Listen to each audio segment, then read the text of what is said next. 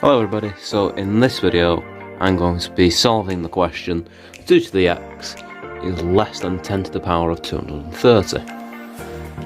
So, there is a particular way to solve this problem, and it is using what's called taking logs of both sides, which you'll see in this video and the next part of this video is going to come up after this example. So, the idea is that if I just this pen going, 1 second. So what I can do is I can take logs of both sides, so I get log of 2 to the x is less than log of 10 to the power of 230, like so. Then I can bring the power down, because I can do that with the log laws, which you've seen hopefully in the previous videos and the previous sections. So I've got x log of 2 is less than log. In fact, let's bring the 230 down to the front as well, because I've done it with this one, I can do it with this one. So I get 230 log of 10. Now I want to get x on its own. Easiest way is to divide by log of 2, so I get x is less than 230 log 10 divided by log of 2. Remember, it's all divided by log of 2 for this problem. Now, we could make that a little bit nicer. We get x is less than 230 over log 2. So I'm dividing here. So I get add log 10 over log 2. Make it a little bit neater. Remember, even though I'm dividing, I can't solve this problem because that'll be only with indices. If I was subtracting these together, then I can use the log law to combine them. I can't do that. So, just to put this as to, I don't know, maybe 3 or 4 significant figures, I'll just fetch my calculator. Alright, so I've got the calculator here, so all I want to do is solve this problem. So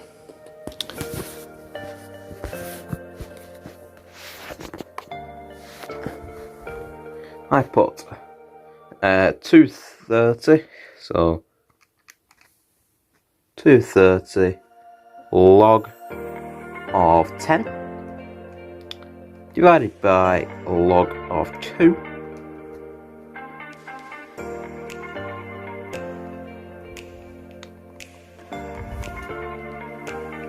And I end up with 764.043.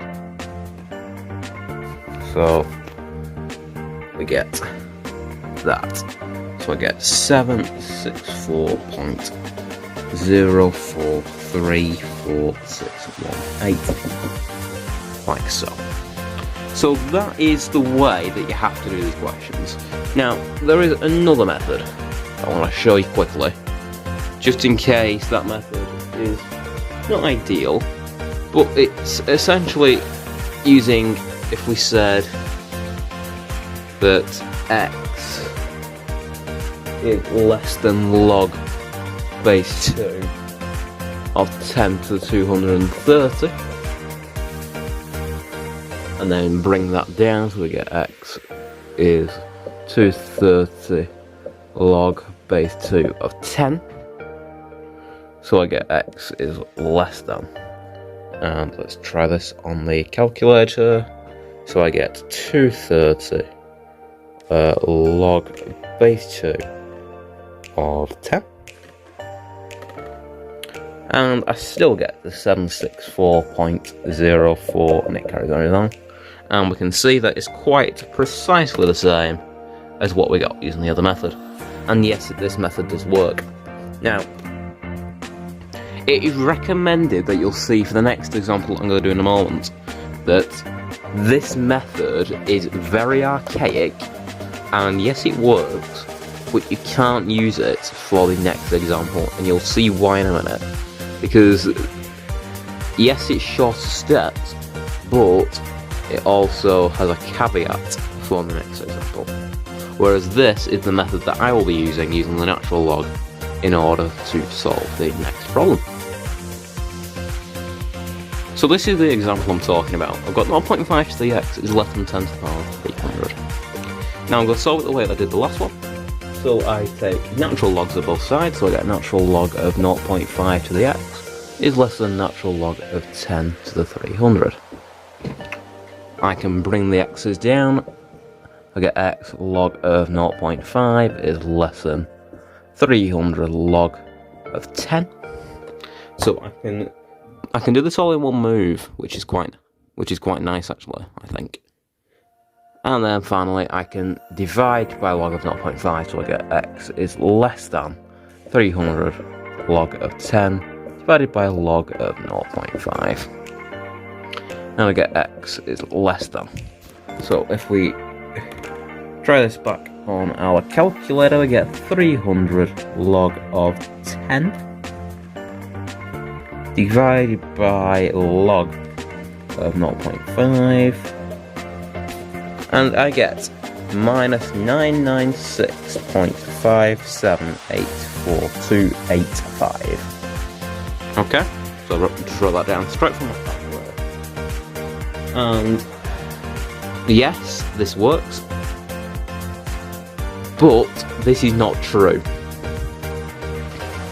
X has to be greater than.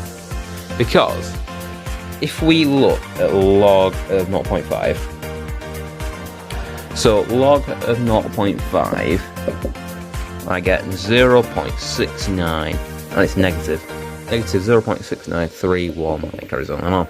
Now, this is the negative. Now, what we remember is, from the first video I did on inequalities for A-level, is I told you that when you are dividing by a negative, you must change the sign. So divide by a negative, change the sign. Now, I'm dividing by a negative here. That means I'm dividing by the negative, I get a negative answer, which means I have to change the sign. Whereas if I did it the first method, or the method that I showed you just before, when I just used it with normal logs and didn't take natural log, I get x is less than log of 10 to the power of 300, or log of 0.5 should I say, of 10 to the 300, so take log of 0.5 of each side. Those will cancel, so I get x is less than that. So I get x is less than. And if I try that out, I get 0.5, 10 to the power of 300.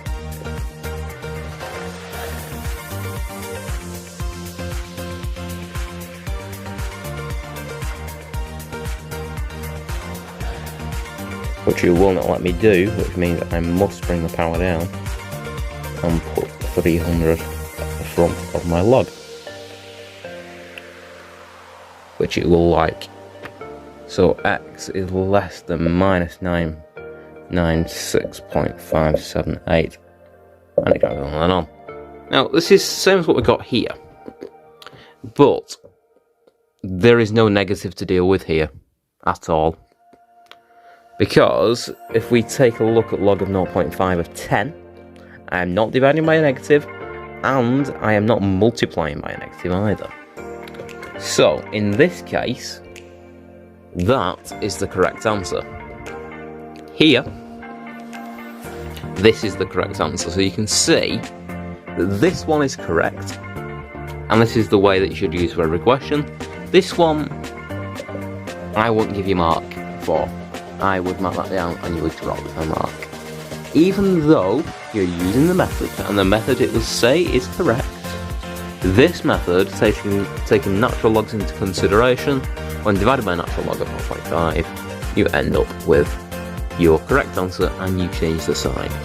So this would work, but then you just have to finish it off saying x is greater than minus 996.57. And then this would be correct, yes. But that, if you left that as your final answer, would be incorrect. So, that is an overview of further inequalities. I am going to do some more on shading regions, which will be in the next part of this video, on shading regions. Now, shading regions is also called linear programming, which you have seen at GCSE. So if I said to you sketch y is greater than 2 on the xy plane, I'm pretty sure you can do that.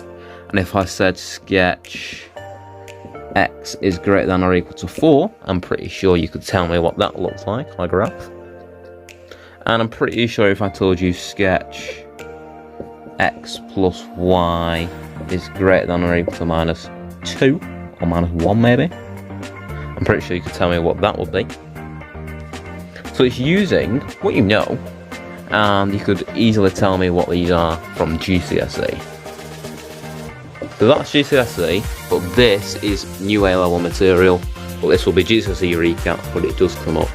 And unfortunately, I do have to cover it with you, which I'll do in the next part of this video. And then inequalities will be done for this section. And I'll be moving on to the next section, which is all using polynomials. So that is polynomial division, multiplying, adding, a lot of stuff you've seen in quadratics, multiplying x plus 2 by x plus 3 and all that kind of content. So, we're at the end of this one, I'll catch you in the next one. Okay, so in this part of this video on further inequalities, I want to look at shading regions. Now, you've seen in the past, I can solve these inequalities, and I can solve quadratic inequalities as well. Now, what I'm going to look at in this specific video is how I can shade regions and determine regions. Now this is also called linear programming. Now you might have heard of linear programming before. If you have, that's fantastic. If not, that's not a big deal, because I shall teach you some of this vocabulary in this video. So, if I had the equation x plus y is greater than or equal to 4, I'm pretty sure you can sketch that. So this is going to be my first example, sketching this thing. Now, to do that, I need to find the gradient, and I need to find out where the lines crossing both of the axes and determine if it's a dotted line or a straight line. So, I'm going to draw my pair of axes, labelling x and y. So I've got x plus y is greater than or equal to 4. Now the way I remember it, if it's got a line underneath, it means it's got to have a straight line. If it's just a greater than, it's a dotted line. Like that. Any of those. Rather, if it's greater than or equal to or less than or equal to, it's a solid line. So that's basically all you need to know for this, ideally. So, we need to find out when x is 0, y is 4. So, 4. And when y is 0, x is 4. Like so. And the gradient, well, if I can put this equation so that x plus y is greater than or equal to 4, put that into y plus mx plus c, I get y is greater than or equal to 4, divided by x.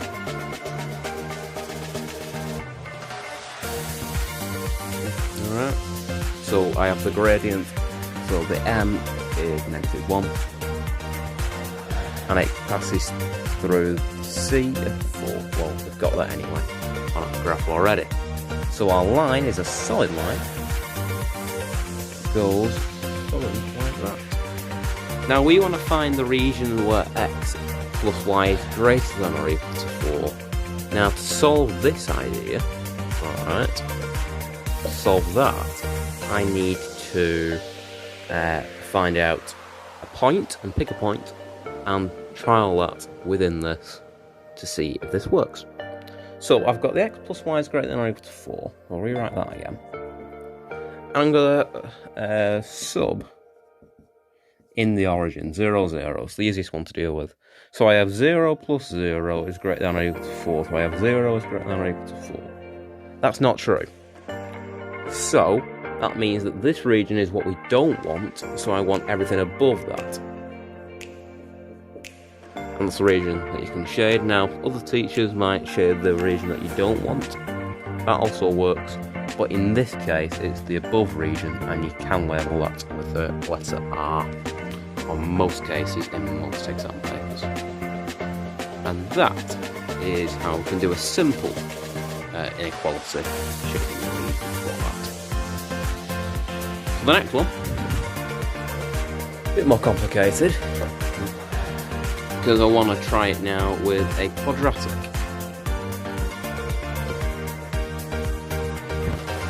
So if I had the quadratic equation where x squared plus 5x plus 6 is greater than or equal to 0. So, to shade this or sketch it, so we're sketching this.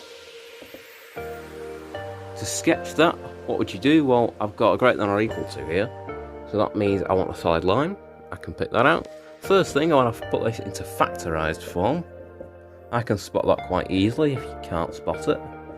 It's not the biggest deal in the world because you do have your inequality solver on the Casio Class Wiz calculator, which you should have for A-level mathematics, and it will solve it for you.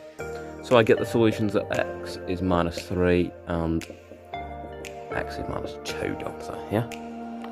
So I'm going to draw my curve going through minus 2 and minus 3,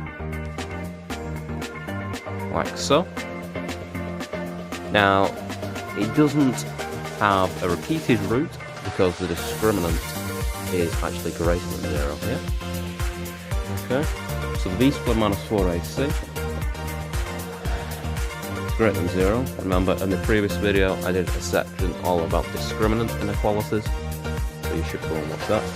If you don't know where this idea is coming from, but I have 5 squared minus 4 lots of 1 and 6. So I have 25, take away 24, is 1 greater than 0, and there's your discriminant. Remember, it's not greater than or equal to 0, because if it was equal to 0, then it would also have a repeated root, so that's not true. So drawing my curve then, I would get a nice quadratic curve, like so. Now I want to find where the graph is above the x-axis. Well, that is in this region, and it is in this region. So that is where x is greater than minus 2, and when x is less than minus 3. So two distinct inequalities, a single one. And you can combine these if you like to, but there is no region in here that satisfies it, because if it's a point you can quite see quite easily that would not be greater than 0. Okay, so that is how we shade a region using a quadratic inequality.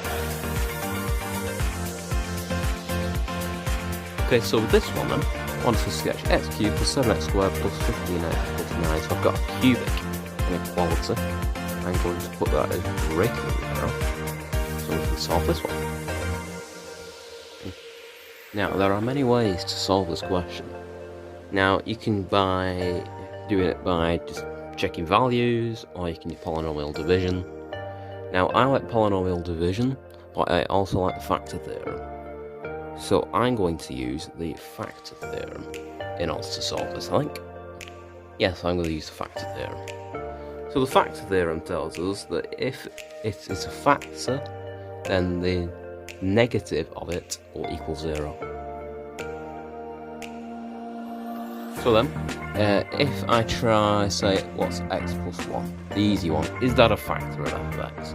Well, that tells me that minus 1 cubed plus 7 lots of negative 1 squared, 15 lots of minus 1, plus 9, should equal 0. So minus 1 cubed is minus 1, plus 7 lots of negative 1 squared, so that is 7. So minus 15 is 9. So got minus 1 plus 7, which is 6. Take away 15. 6 take away 15 is minus 9, plus 9 equals 0. So x plus 1 is a factor of f of x, or of this cubic inequality. So that means if I did the x cubed plus 7x squared plus 15x plus 9 divided by x plus 1, I can find the other two factors and completely factorise this into factorised form. Now, I'm doing this without a calculator. I'm using the factor theorem to show that x plus 1 is a factor, and then finding and actually completing the question. So this, I would say, would be a question where you can't use a calculator to do this. I would ask you to do this on your own without a calculator, because your calculator can actually solve this for you, which is a bit of a cheating way, if you will. So I'm going to put the x plus 1 down the side and use polynomial division. I use the grid method for polynomial division. I will teach this in the next section, where all this comes from. I'm just putting it in this section, so if you've not seen polynomial division, you should go and watch that before you come back to this part of the video and watch this. I'm going to carry on expecting you know this. So if I want x cubed, I'm going to divide by x squared. I'm going to times these together to get x squared itself. I don't want x squared, I want 7x squared, don't I? So I need another 6x squared, which means I need to times it by 6x. So I have 6x, well I actually want 15x, so we have to add on 9x. So that'll be x times by 9, and that'll be the plus 9 which we will need. So this is actually now times by the x plus 1, and the x squared plus 6x plus 9. Now this, you could probably put into completed the square, which is x plus 3 all squared. So x plus 3 all squared is the same as x plus 1, x plus 3, x plus 3. And we have a completely factorised cubic, and now I can carry on with the question. So it's a bit harder, just showing you what you need to do in order to solve this. So I get minus 3 and minus 1 as my solutions. So if I draw my cubic, I go through minus 3 and minus 1. Now minus 3, you will see it will bump. Now if I expanded this out, I know it's a positive cubic, which means it's going to start in the bottom left and work its way up. If it was negative, it would start in the bottom right and work its way back. So it's starting top right and work its way down the top. So I'm going to start here. Now the first thing it's going to do is it's going to pop up, it'll reach, it'll bounce back off, a bit like what a quadratic does. It'll bounce back down, bounce back up, and then off into a small line it goes. And the stationary point where the gradient is 0 will be here. So point to the inflection. So the gradient will automatically change, and it will go again. Just to differentiate that, and we'll get to differentiation in a couple of sections time. Okay. And to finish the question, where is the graph above the x-axis? Well, that is where x is greater than minus 1. And where else is it above the x-axis? It is not. So it's above the x-axis when x is greater than minus 1. And not when it is less than minus 3, because that will be below, and I want it above in this case. And that is how we can solve this cubic inequality shading regions question. Okay, so thanks very much for watching this video.